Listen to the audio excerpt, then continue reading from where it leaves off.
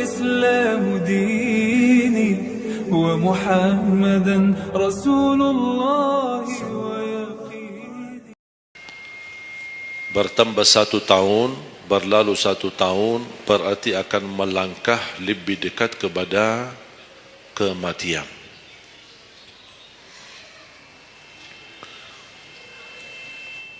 Sebenarnya bukan berapa usia kita, tapi apa isi usia kita. Isinya apa? Dan sebagaimana Rasulullah SAW menjelaskan di hadis yang sahih, di hari kiamat tidak akan tergeser kaki seorang sambil ditanya oleh Allah 4 pertanyaan. Berarti kita akan menghadapi 7 pertanyaan. 3 di kuburan, menghadap munkar nakir, man rabbuka, ma dinuka, man nabiyuka. Yang tersisa 4 nanti di hari kiamat, sebelum dimulai hisab, sebelum tergeser kaki kita ke surga maupun ke neraka, ditanya oleh Allah Subhanahu wa taala 4 pertanyaan. Yang pertama, lan tazula qadama 'abdin yaumal qiyamah hatta yus'ala an 4. Tidak akan tergeser kaki seorang di hari kiamat sambil ditanya oleh Allah SWT 4 pertanyaan. Yang pertama, an umurihi fima afnah. Umurnya apa yang kamu lakukan. Allah tidak akan tanya berapa usiamu, tapi apa yang kamu isi dalam usiamu. 60, 70, 100 tahun, kurang, lebih, Allah tidak berdulikan berapa usia kita. Bahkan banyak para sahabat ketika ditanya usiamu berapa, dia menjawab usia saya 10 tahun. Padahal sudah tua, sudah di atas 50, ada yang di atas 40. Tapi kenapa begitu ditanya soal umurnya dia menjawab 10 tahun? Ternyata mereka menghitungkan usia yang sebenarnya adalah usia yang terisi taat. Masa jahiliyah, sebelum datangnya Islam, mereka menganggap itu semua usianya sia-sia.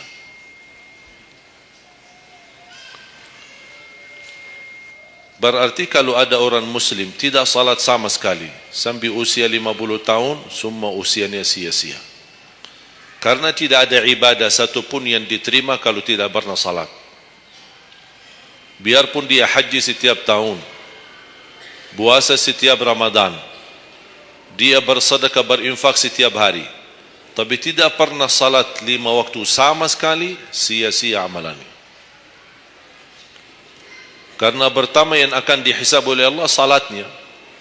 Kalau salat itu beres, baru akan ditanya yang lain.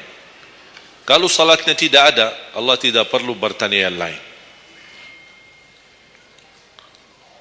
Makanya saya selalu berkata, khususnya pada pemuda-pemudi, seberapapun dosamu, jangan tinggalkan salat. Sebesar apapun dosamu, jangan tinggalkan salat.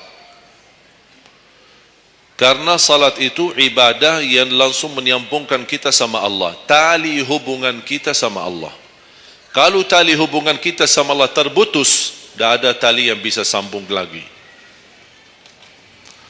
Dan selama anda menjaga salat, berarti masih ada harapan masuk dalam golongan yang akan diampuni Allah. Ada ampunan, ada harapan ampunan. Tapi kalau tidak salat, terus bagaimana Allah ampuni kalau tidak mau bertaubat? Banyak orang berkata, saya malu. Atau dia merasa ada bisikan di hatinya. Buat apa lo salat? Ngapain? Perilaku kamu aja tidak benar. Sama orang tua aja tidak benar. Dosamu tidak pernah henti-henti. Percuma salat, tak usah. Itu ingat bisikan syaitan. Karena syaitan ingin semuanya sekali-kali rusak. Kalau berbakti baik belum sempurna, masih banyak dosa maksiat, banyak kerusakan yang lain, tapi masih terjaga salatnya, ada harapan diampuni dosanya.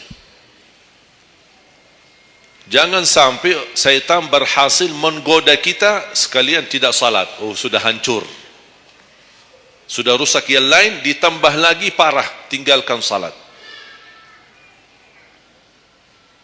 Atau ada orang taubat, selama dia tidak salat, lancar, beres, aman, tidak ada apa-apa. Begitu dia taubat, dia merasa sedih, menyesal, dia mulai menjaga salatnya.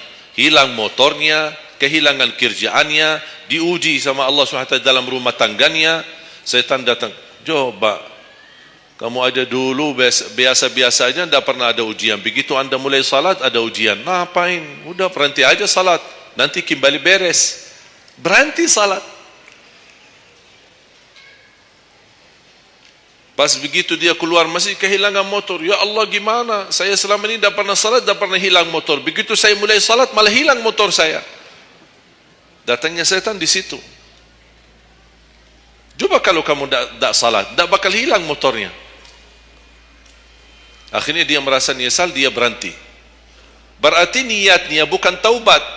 Niatnya salat, ya Allah mohon aku salat tapi Allah jaga motor aku ya. Itu niatnya. Bukan salat karena Allah, tapi salatnya karena terjaga motornya. Itu beda niat.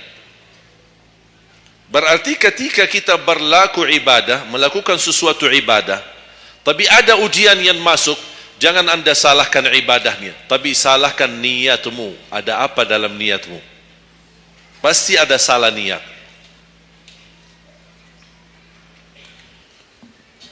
Dan itu inti daripada umur kita. Allah berikan 60 tahun. Kemarin saya hitungkan, kalau standar umur umatku kata Rasulullah kan 60 sampai 70. Itu kira-kira kurang lebih. Ada yang lebih tua, lebih panjang usianya, ada yang lebih muda. Tapi standar kata Rasulullah SAW, a'maru ummati baina 60 wa 70. Standar umur umatku antara 60 sampai 70. Ada yang melebihi dari itu, tapi sedikit sekali dibanding yang lebih muda. Saya kemarin hitungkan 60. Apa yang kita lakukan di dalam usia 60 tahun. Dari lahir sampai balik. Sampai tahun berapa? 15? Kita sepakat 15? 15 tahun. Berarti sebelum balik belum taklif. Sebelum balik belum taklif. Haji boleh tapi tidak wajib, karena syarat haji harus balik. Syaratnya harus balik, walaupun diperintahkan, dibiasakan untuk melaksanakan salat. Tapi anggaplah bedun taklif, belum ada taklif, belum ada kewajiban, berarti 15 tahun itu sia-sia. Dipotonglah dari 60, berapa sisa? 45. Tidur sehari berapa jam? Hah? 8? Boleh kita sepakati angka 8? Ya, kita bicara standar. Katanya menurut kesehatan, tidur yang normal dan pas dan cukup adalah 8 jam. Anggaplah 8 jam tidur. Ada yang tidur 12 jam. Ada yang tidur bangun, salat tidur bangun, salat tidur bangun. Kalau hari libur, dia tidur, tidak capek tidurnya. Begitu bangun, ya Allah begal badan saya, tidur lagi.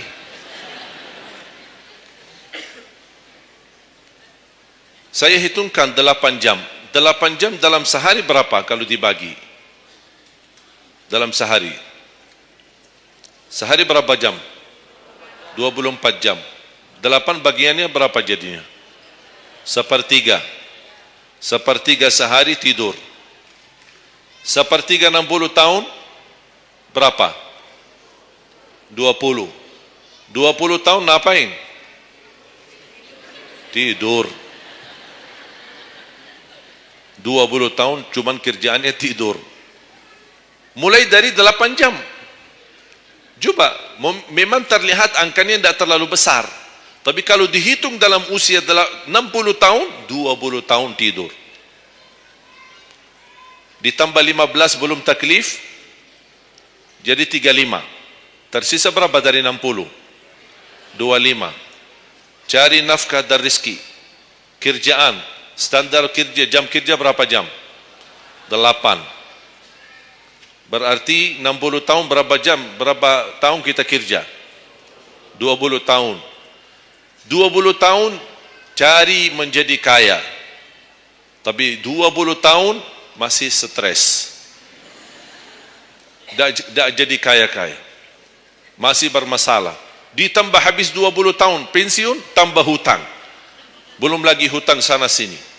Sekarang semua serba hutang. Dan yang aku heran, kenapa orang Indonesia suka berhutang? Ada masalah sedikit hutang. Sekarang HP cicilan, bagus-bagus. Begitu saya kemarin diajak sama teman foto, saya lihat HP ini, Masya Allah HP yang terbaru ini. Maaf Pak, cicilan. Jadi jangan ditipu, jangan tertipu ketika anda melihat handphone baru sama orang, langsung anda baik sangka, barangkali cicilan. Tak ada yang sanggup cash. Cash itu 12 juta sampai ada 15 juta. Bawa mobil yang mewah, cicilan. Begitu pindah rumah, cicilan.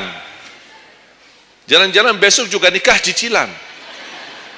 Semua serba cicilan. Dan terpengaruhi dengan promo sana ini, ada ini, non persen, non ini, apa, sini beli satu, dapat satu. Dan semua serba hutang.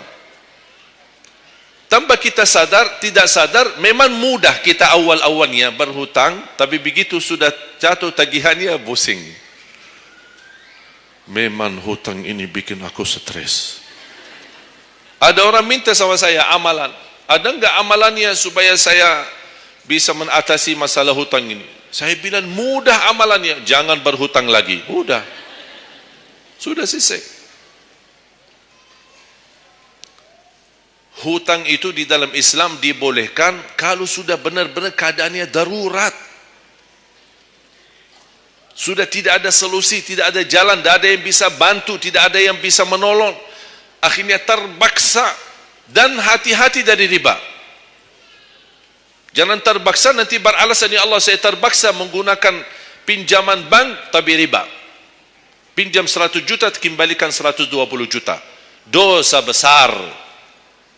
Masih lebih ringan dosa zina sama ibu daripada terima uang riba. Na'udzubillah min zalik.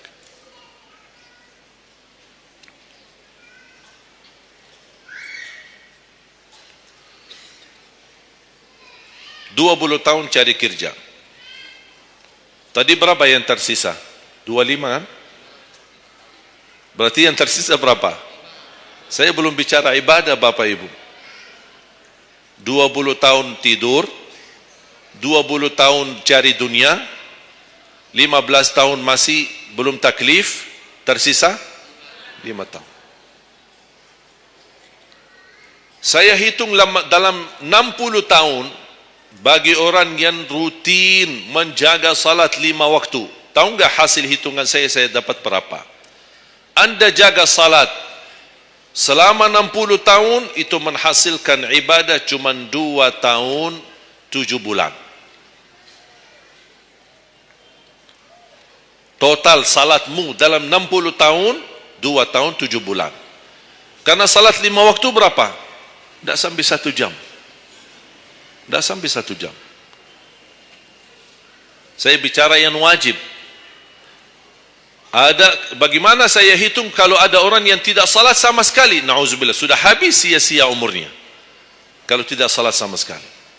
Makanya kembali lagi jemaah sekalian, umur bukan berapa usianya, tapi apa isinya. Maka Rasulullah SAW bersabda, ni'mal abdus salih man tala umur wa hasun amalu. Sebaik-baik hamba yang salih, yang panjang usianya, tapi baik amalannya.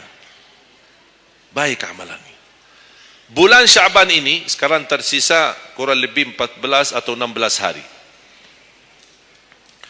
Rasulullah SAW punya kebiasaan puasa Sya'ban full.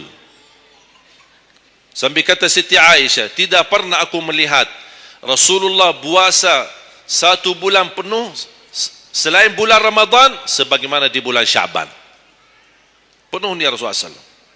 Bukan nisfu. Setiap datangnya Sya'ban ditanya nisfunya. Mana nisfu Sya'ban? Nisfu. Full Sya'ban. Puasa aja. Di awal boleh, di tengahan boleh, di akhir boleh. Yang tidak boleh, yang tidak pernah puasa Sya'ban, pas begitu berakhir, mau mendekati Ramadan, seminggu terakhir atau 10 hari terakhir, itu ada sebagian ulama berkata makruh. Kalau sudah 2 hari terakhir bulan Sya'ban, anda tidak pernah ada puasa sebelumnya, itu dianggap oleh ulama haram. Apalagi kalau sudah jatuhnya di hari keraguan, hari ragu-ragu, kemungkinan ini bisa hari terakhir, kemungkinan bisa masuk Ramadan, isbat Ramadan. Termasuk ibu-ibu dan jamaah sekalian yang masih punya hutang, segera lunasi hutangnya. Jangan begitu sudah mendekat puasa, anda punya hutang 7 hari, tersisa bulan Ramadan 5 hari. Syekh, apa? Aku punya hutang 7 hari, sedangkan yang tersisa bulan Ramadan itu tinggal 5 hari lagi mau masuk Ramadan. Aduh, 1 tahun tidak pernah tanya. Begitu sudah mepet baru cari jawabannya. Itu karena hukuman nanti. Tetap diganti puasa yang dari tahun yang lalu. Tetap bayar hutangnya dan kena denda setiap hari kena fidyah. Jadi seandainya anda masih punya hutang dan masuk Ramadan, anda belum lunasi, tetap hutang itu terbawa nanti. Pas habis Ramadan, anda punya kewajiban bayar hutang. Tapi karena anda tunda, mundurkan sampai masuk Ramadan, anda punya kena denda. Ditambah lagi, bukan hanya bayar dengan puasa, ganti puasa, tapi ada lagi namanya fidyah. 1 hari 1 orang miskin. Diberikan kecukupan makanan. Makanya kembali lagi, yang punya hutang segera lunasi hutangnya. Jangan sia-siakan umurmu.